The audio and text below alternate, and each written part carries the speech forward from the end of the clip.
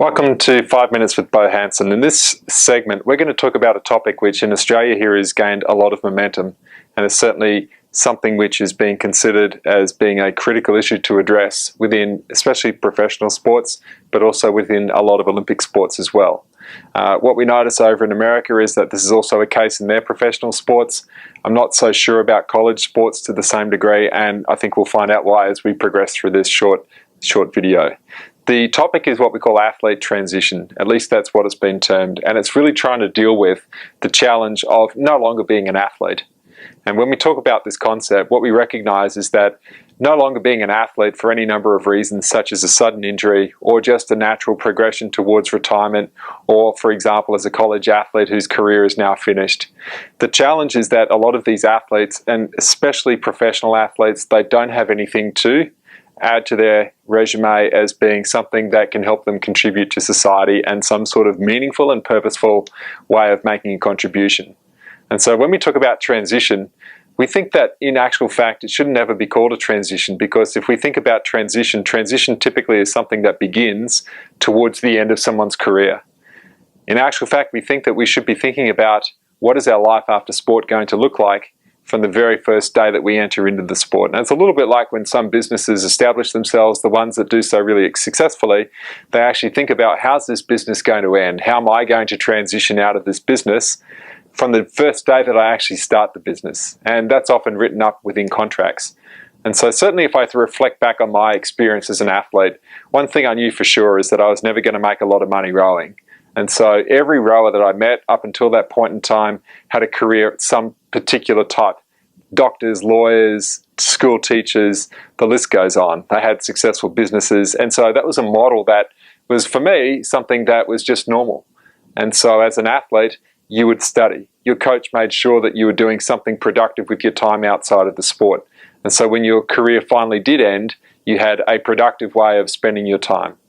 And so what we think a lot about in terms of dealing with the sudden loss sometimes, or even the approaching loss of no longer being involved in your sport, is the same concept. And I think coaches need to understand this concept. And we've spoken about it a couple of times before, and we've written articles about how we cope with change. And there is a well-accepted model, and it's essentially how you cope with grief and how you cope with any sort of loss in your life. And if I explain this model, it's quite easy to understand. What we have on one side of the equation here, if you like, on this y-axis is performance, and we have time on the other.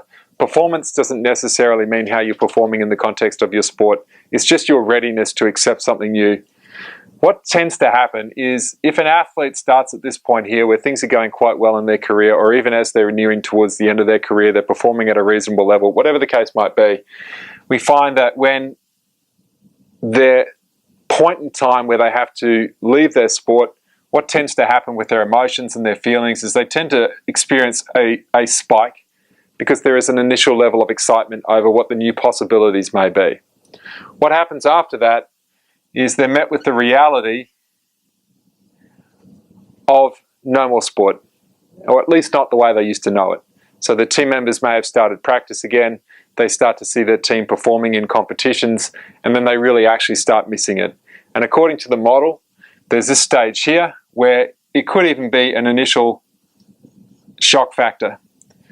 And there could be a level of denial, and there could even be anger associated with the decision that they made. Now, depending upon how significant their involvement was in sport, how entrenched they were in it, or what they have outside of sport to attach an identity to, determines really how far down this emotional state roller coaster they plunge. We know for a fact that some athletes do plunge into the depths of depression.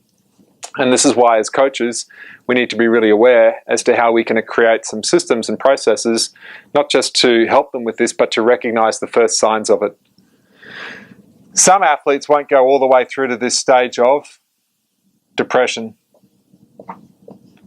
Some will get to a point somewhere down here, and that trough will flatten out. It's not such a significant roller coaster.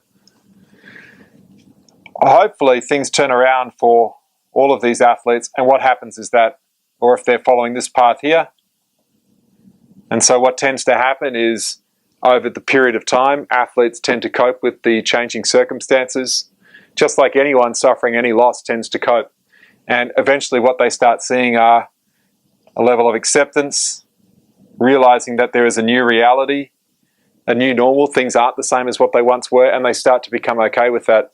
And at this stage here, when they accept, they start exploring new opportunities. And then they actually may even become quite excited about what these new opportunities present. And of course, the path is upwards from there. And you often see at this point here that athletes start to think about, okay, well, great, and now I have a new job, I have all these new friends, or I'm able to catch up with my old friends, I'm able to start a family, I can move on with the rest of my life. And I'll often use that terminology, I feel like I can happily move on now. It doesn't mean they won't miss being part of their team, but that's why you have reunions.